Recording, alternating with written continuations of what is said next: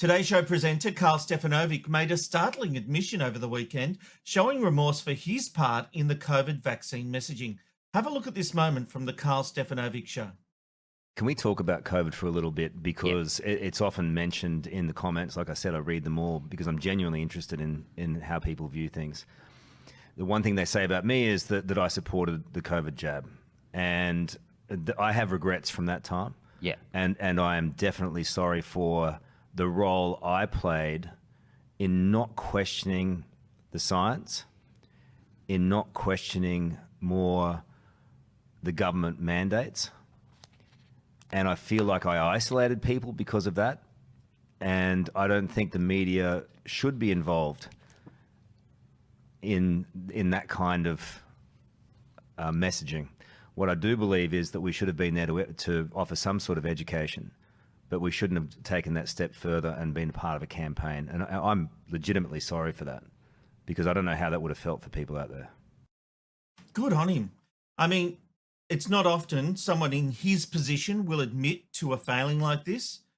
But in fairness to Karl, I think it was really hard in the media to go against the narrative. It is the one time people always say, oh, the media all conspires and gets together. They don't. That's just not true.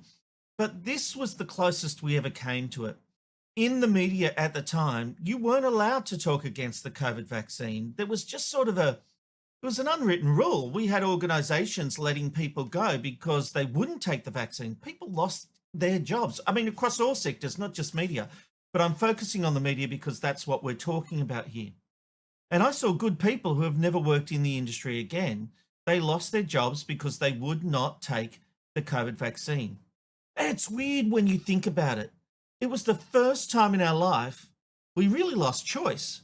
Because if you didn't take the vaccine, you were essentially a pariah. You couldn't go to clubs, you couldn't get into pubs, you couldn't do anything socially because you had not followed government orders. And Karl openly admits he was part of the messaging of that. But I was working in radio at the time, we were part of the messaging. And even if you had concerns, you would have been blasted if you went against it. And you had really high profile figures that would have attacked you for going against it. Now, that's not a reason to not go against it. I've been attacked most of my career for going against the grain.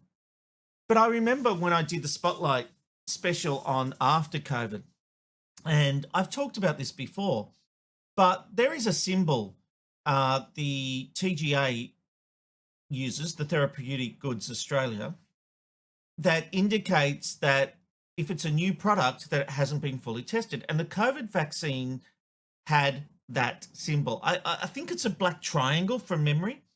And when we were doing this after COVID special for 7 News Spotlight, a audience member, and we had the audience asking this expert panel questions, she made this point. And because it was pre-recorded, I did my due diligence. I went and researched it. I found out she was right, but it was cut from the special. And I fought for this because I said, why are we cutting it? This is interesting information. And they said, oh, but we don't know who she is and what her agenda is. And I said, what does that matter? What she's saying is factually correct, but it was cut out. And I still think about the person who made that decision and wonder, is it because she was going against the COVID narrative? And it's a dangerous thing when the media becomes complicit in government messaging. That's a really scary thought when that happens. Now, good on Karl Stefanovic. He's saying, I did it, I have regrets, and he'll learn from that. But as our media becomes more concentrated, how do we beat this? You know, people wanted to come into Queensland. There were high-profile Sydney presenters having a go at Queensland for not opening its border and letting COVID in. Up here in Queensland, we were happy as Larry. We weren't having the lockdowns that Melbourne and Sydney were having. We had, 2 weeks of lockdowns maximum? It was something like that. But we were going to parks. We were having birthday parties. We were living a normal life. But then we had high-profile people on radio and television having a go at Anastasia Palaszczuk saying that the barriers must come down. And I always wondered, who was that for? Was it for the people of Queensland? or was it for the people in Sydney who wanted their Queensland trip to their holiday homes? I always believed it was the latter. And yes, there were bad decisions made. You know, kids not being able to be reunited with their parents and things like that. There was just crazy stuff. Bad decisions were made. But on the whole, Queensland supported Anastasia Palaszczuk at that time. She won an election on the back of it. And then, straight after the election, she dropped the border. But when we talk about the messaging of the media and the government, there does have to be a line where you cannot just be a mouthpiece. People like Karl Stefanovic should be asking the Prime Minister. People like Karl Stefanovic have access to the Prime Minister of the day, and he should be asking him whether these vaccines are the right way to go, whether they should be mandatory, whether people should be stopped from living their life, because the vaccines don't stop you getting COVID, as we now know, although I feel like that's what we were sold at the time. They reduce the effects on you. So why does it matter if I haven't taken the vaccine and I'm still in public? It doesn't stop you from getting it. You take it for self-preservation. In fact, the wearing of masks was a society thing that we do for other people.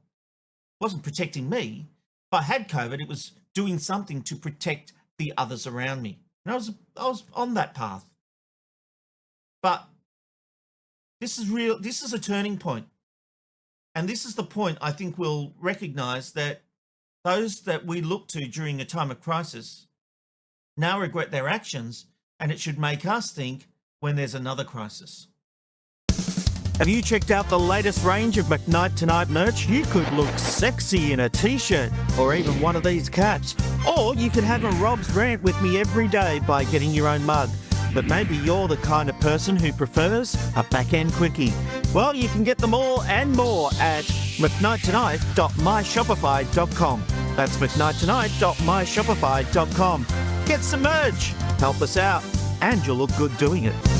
Here comes McKnight.